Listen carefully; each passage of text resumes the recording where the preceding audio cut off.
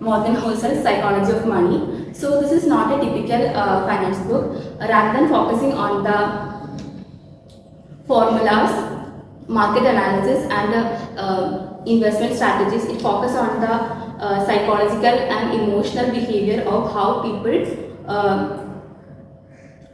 behave with money, like how they spend it, how they invest it, and how they save it. So this book put forward an idea that how you behave with money is more important than how you what you know about money. So this book actually has a lot of short stories which talks about various approach of people towards wealth. So this book is structured into 20 short stories, each short chapters, each chapter telling about a specific lesson of money. So if you so it is easy to pick up each chapter and can get a particular insight from each chapter. So the major topic you get from this book is that how to manage money. So the author is telling us that managing money is more important than knowing what is money. So managing money is a very important skill that is rooted with self-discipline, patience, and also understanding our own emotional triggers. So intelligence alone is not the factor that causes success. It is also management of money. So we may think that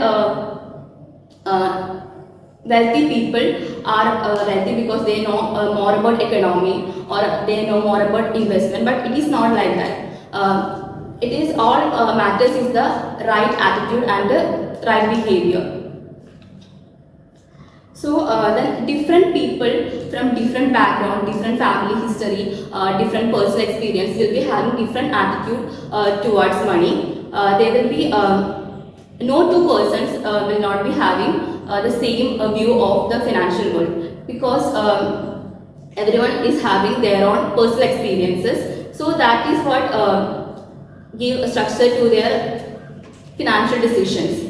So for example, if you are a person who grown in the recession era, then you will be saving more, you will be having a financial security. But if you are a person who has only grown up in the financial prosperity era, then you will be taking, you will be willing to take more risk.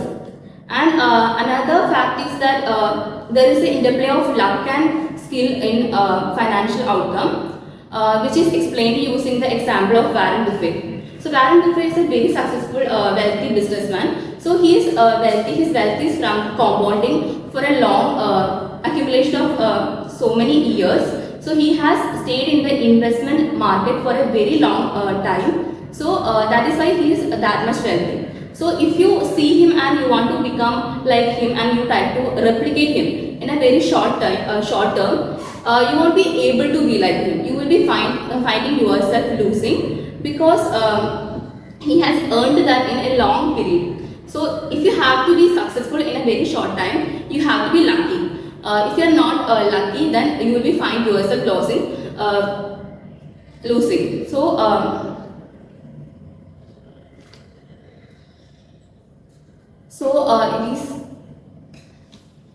So the next topic is knowing when to stop. So it is a very important concept in this book, that is knowing when to stop, or concept of enough. So in a world driven by constant urge to gain more and more, knowing when to stop is an underrated skill. So it is not only about materialistic wealth, it is also about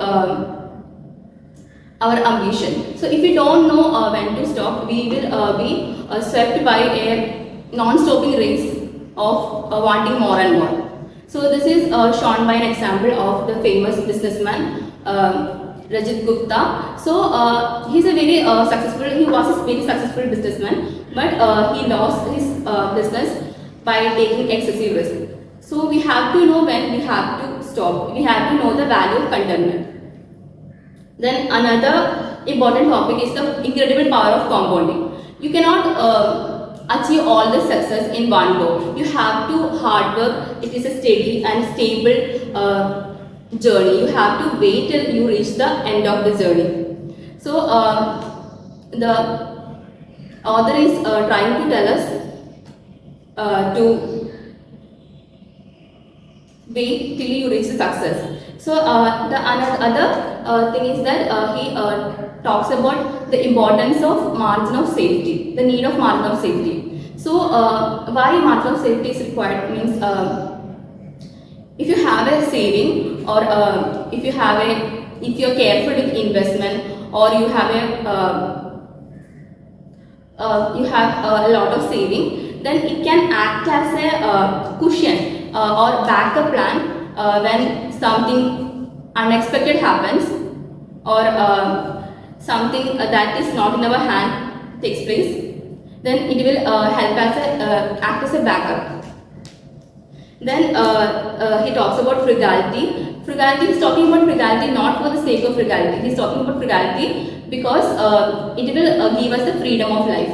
So if we are living below the means, below our means, and if we have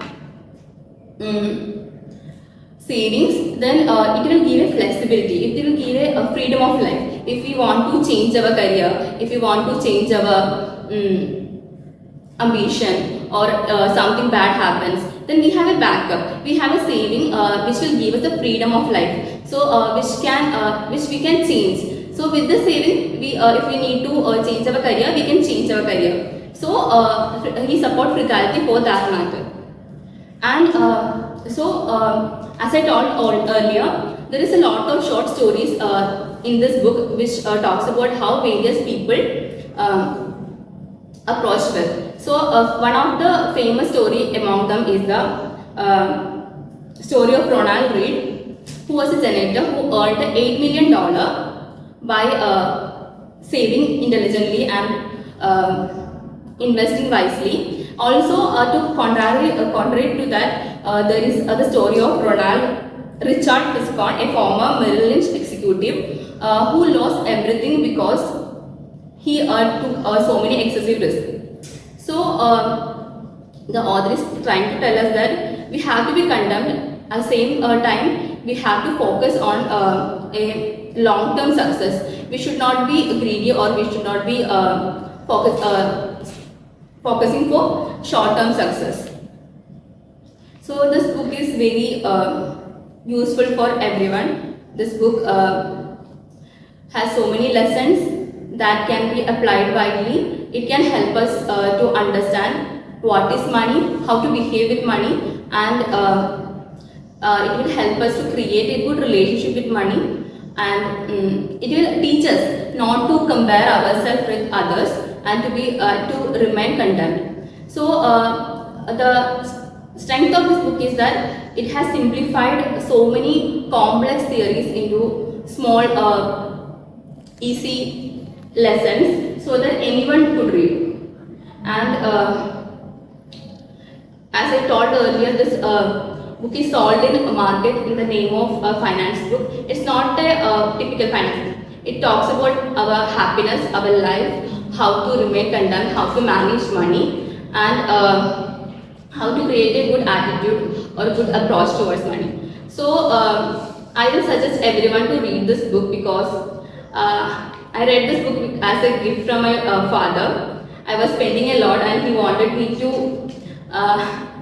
know about money management. So he gifted me this on my 22nd birthday and told me to read this. So even after reading this, you have to be knowing about what is money management, and you have to create a good attitude or approach towards money. So I read this and I can tell you that I have changed a lot and I have started saving. So everyone in our age should read this book because it is very important that we know about money management in this age.